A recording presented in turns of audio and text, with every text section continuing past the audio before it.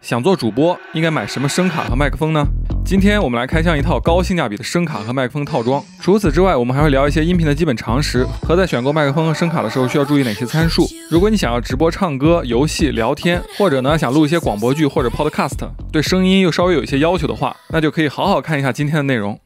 白 TV。首先，如果想要好的声音，你需要一支独立麦克风，就像玩游戏的时候需要一张好显卡一样。这里的独立就是区别于手机、笔电、摄像头自带的麦克风。我们常见的独立麦克风，从结构上来说，一般分为电容麦和动圈麦。如果想要更多的声音细节、唇齿喉音，就选择电容麦克风，因为电容麦灵敏度会更高。如果你的环境比较吵，就选择动圈麦克风，因为麦克风内有线圈和磁铁，灵敏度会相对较低。如果是在家里面直播，环境比较安静，就可以选择电容麦克风。像是我今天用的就是一款电容麦克风，这是来自一个互联网麦克风品牌闪克。虽然不是传统的音频大厂，但整个话筒的设计做工还是很专业的，全金属的外壳质感也是挺不错的。这个麦克风的拾音单元使用的是16毫米直径的咪芯。一般麦克风会根据咪芯振膜的直径大小分为大振膜、中振膜和小振膜3种麦克风。如果直径大于等于1英寸，大约就是25.4毫米左右，一般会被归为大振膜的范畴。如果直径小于1/2英寸，也就是12.7毫米，一般会被划分为小振膜的麦克风，中间的范围就属于中振膜的麦克风。我们今天的这款麦克风就属于中振膜的范畴，但是这么划分呢，只是行业和音频厂商的一个一般共识，并不能算是一个标准。不过呢，很多人也习惯了这么划分。不过总的来说，在整体设备搭配得当的时候，一般振膜越大，能够录出的声音的细节就会越丰富。而说到咪芯或者是拾音单元，这里呢就又引出一个概念，就是麦克风收音的指向性。现在我们一般常见的麦克风有3种指向性，分别是心形指向、八字形指向和全指向。心形指向对于来自麦克风前方的声音有着最佳的收音效果，而来自其他方向的声音则会被衰减。我们现在大部分的麦克风都是采用这种设计。八字形指向的麦克风是可以清晰的收到前方和后方的声音，而左右和顶部的声音会被衰减。如果是想用一个话筒录制2个人面对面的谈话，就可以选择八字形指向的麦克风。而全指向就比较好理解了，除了麦克风的正下方要插线的位置，基本上麦克风周围所有的方向都可以清晰的进行收音。但如果你环境周围有其他噪音的话，也会被收录到麦克风里面。除了这3种常见的指向性，还有超心形指向和腔形指向。像是我们常见在摄像机上使用的话筒，就是腔形指向的麦克风，这也是现在拍 vlog 的 UP 主使用最多的有线麦克风类型。而游戏和唱歌主播大部分用的是我们今天说的心形指向的电容麦克风。因为这是一个麦克风的套装，所以除了麦克风本体以外，还附送了海绵套、防喷罩、防震支架、麦克风卡农线和桌夹式的支架。我们看麦克风的底部是传统的 XLR 卡农接口，就现在来说，这应该算是传统的模拟接口。而麦克风传统的模拟信号接口，除了我们这款麦克风 XLR 的卡农接口以外，还有 6.35 毫米的接口，以及我们常见的 3.5 毫米的接口，以及已经基本淘汰的 2.5 毫米的接口。其中卡农 6.35 毫米接口的话筒，一般连接电脑的时候还需要搭配声卡才能使用，这是因为你的电脑根本没有这2种接口，所以是没办法直接连接这2种话筒的。如果是电容麦克风的话，声卡还需要支持幻象电源才可以驱动。这里声卡把话筒输入的模拟信号转化为数字信号以后，才能被电脑识别并处理。不过现在有很多新型的麦克风采用了 USB 接口，可以直连电脑，这个就相当于把话筒放大器电路、数模转换芯片直接集成在了麦克风内部，甚至有些产品呢还给麦克风装上了 RGB 的灯光。不过呢，无论怎么变，整体的原理和结构都是一样的，都还是传统的话筒加话放或者声卡，只是呢把这些模块集成在了一起。除了我们以上说到的参数，麦克风还有灵敏度、频响和阻抗等参数。如果大家对音频设备有兴趣的话，可以更深入的了解这些参数，而这些参数都可以作为你购买麦克风时候的参考。当然，还有使用者的口碑和价格。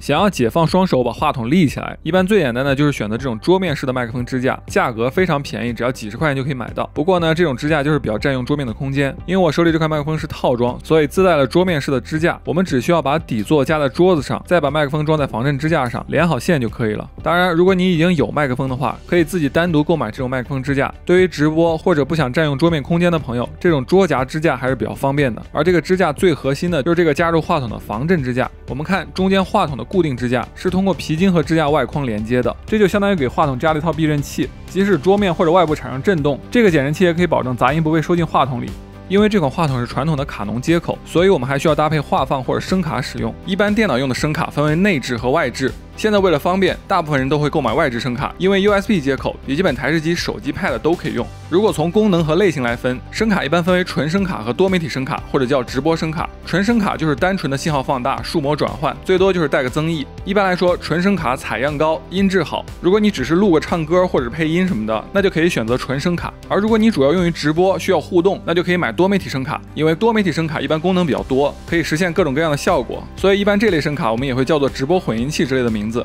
像我今天手上这块声卡闪客E2就属于多媒体声卡或者叫直播声卡，所以我们不能以严谨的纯声卡去看待这款产品，因为有很多功能可以用面板上的按钮直接实现，所以呢对于直播来说是非常方便的。这个稍后呢我们来演示。像是现在的声卡基本上都可以支持台式电脑、笔记本、手机、Pad 等不同的平台，你可以根据你使用的设备在购买声卡的时候来看一下你要买的声卡能否支持这些平台。比如说你要用手机直播，那就要看这款声卡能不能作为音源来连接你的手机。这款声卡呢，简单的说就是我们通过不同的设备收到的声音，然后进入这款声卡，而这款声卡可以实现美化和修饰声音的作用，然后我们再把调整好的声音输出到你要放送的直播平台或者是录制软件，大家最终听到的就是经过美化和修饰的声音。你可以把这类声卡比作声音的美图秀秀。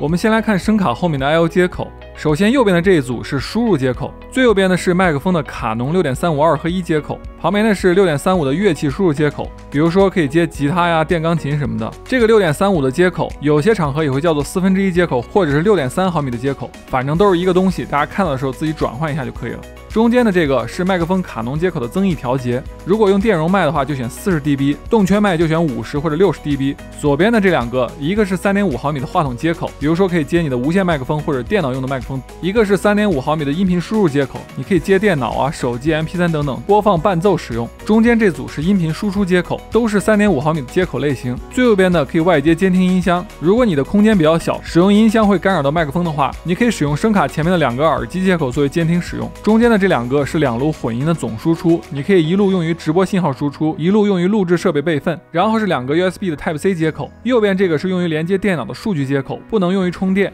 而左边的这个 C 口是充电供电接口。不知道未来这2个 C 口能不能合二为一，用这个 USB Type-C 的接口连接电脑以后，就会被自动识别成一张 USB 声卡。你在录音软件或者是直播软件里面就可以选择这款声卡作为音源。还有就是这款声卡内置了2000毫安时的电池，充满电的情况下，我测试至少能用4个小时以上，或者呢你也可以直接插上充电宝使用。所以这款声卡呢是可以在没有电源的户外使用。最左边的2个按键，一个是按键的背光灯开关，一个是声卡的总开关。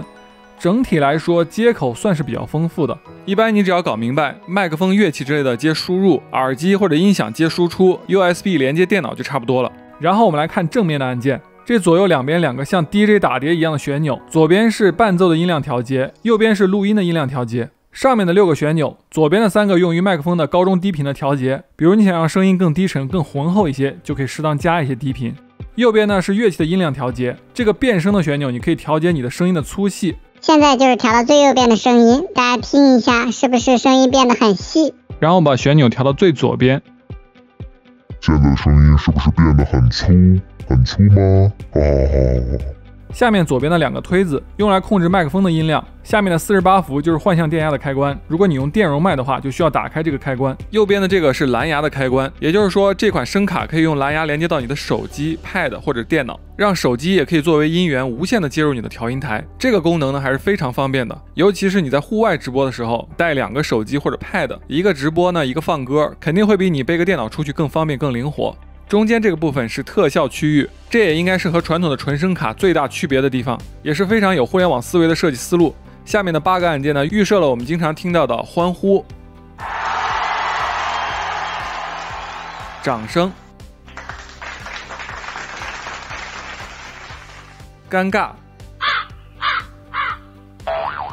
鄙视、笑声等特效。我个人虽然可能用不到这些特效，但是对于一些喜欢互动的主播来说，用起来就是非常方便的，也会比较有节目的效果。上面的 A、B、C 3个自定义按键可以录制自己制作的或者是自己喜欢的特效或者片头，右边的这个循环按钮就可以循环播放这3个自定义按键录制的声音。最右边的这个区域呢，上面的一排旋钮分别是控制刚才特效音量的旋钮，以及2个混音深度和混音时间的旋钮。下面的6个按键分别是场景、闪避、消元音、干湿、内放和降噪。这里我只挑几个说，比如场景就是我们经常说的混音效果，分别有原音、KTV、教堂、山谷、房间等等，算是模拟不同的空间感。比如说 KTV 模式，声音呢就听起来像润过的一样，不会像原音那么干瘪。这里呢我提一嘴，其实我们说的混响和回声还是有区别的，并不完全是一回事。回音是指障碍物对声音的反射，比如我们在山谷里对着山大喊我是谁，然后等个半秒1秒以后，对面的山就会反射我们的声音，然后我们就会听到谁谁谁谁谁，这种情况就叫回音。而混响是指声源发生停止后，声音继续存在的声学现象，其产生的原因是因为声波在传播的过程中会被墙壁或者周围其他障碍物反射，而反射声音的消失也会滞后于音源的发生。我们所处的环境不同，声音滞后性带来的空间感也会不同。比如说我们在洗澡的时候唱歌，感觉声音就会比在房间里面会好一些，而我们在礼堂里面唱歌又会是另外一种感觉，好像声音会更空灵一些。而我们可以通过声卡模拟现实中不同环境的混响效果。最后就是中间的这一部分，上面有一排字母，这代表不同音调的电音效果，你可以试试不同的声调。这个音调呢有点 Auto Tune 的意思。最后呢，就是闪客还推出了一款双模无线的监听耳机，可以使用专用的发射器连接笔记本、台式机或者声卡等设备。这个耳机使用的是挂耳的方式，在直播的时候也不会弄乱各位美少女和小帅哥的发型。当然，耳机也可以切换到蓝牙模式，直接用蓝牙连接到手机听歌。就音质和声音取向而言，这算是一款白开水的声音，没有任何的修饰。现在呢，我大体上都介绍完了，我们来演示一段。首先我来读一段文字：读书的女人最美丽，读书的女人最优秀，读书的女人最通情达理，读书的男人最能够洞悉社会的人生哲理。然后呢，我来唱一小段：好嘞是闺蜜，不好嘞是低蜜，闺蜜和低蜜就一个字。好嘞是闺蜜，不好嘞是低蜜，闺蜜和低蜜就一个字。什么是低蜜？就是敌人的秘密，叫低蜜。你们觉得这个效果如何呢？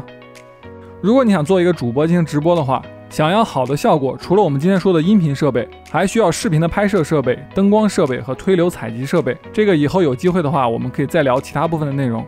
好了，我们今天开箱的这一套声卡和麦克风的组合，整体最低的时候的价格只要800多块，相对来说性价比还是蛮高的，音质和灵活性也不错。对于我个人来说，如果可以再多一个 XLR 的卡农接口就更好了。其实呢，如果你有兴趣录一些广播剧、播客或者做直播，在预算不多又想要一些声音效果的话，其实可以先考虑购买一套此类的设备先用着，在学习和理解一些音频基础知识以后，再去购买价格更高、更专业的设备，其实是一种更合理的选择。当然，就现在这套设备理论上已经可以满足80%以上的非专业用户了。如果你还有什么想了解的音频设备，也可以在下面留言，我看以后有没有机会给大家做。好了，今天的内容就是这样。如果你有什么建议或者想说的，欢迎留言或者弹幕交流。如果你喜欢我的视频，可以点赞、分享和订阅。这里是白 TV，我们下期再见。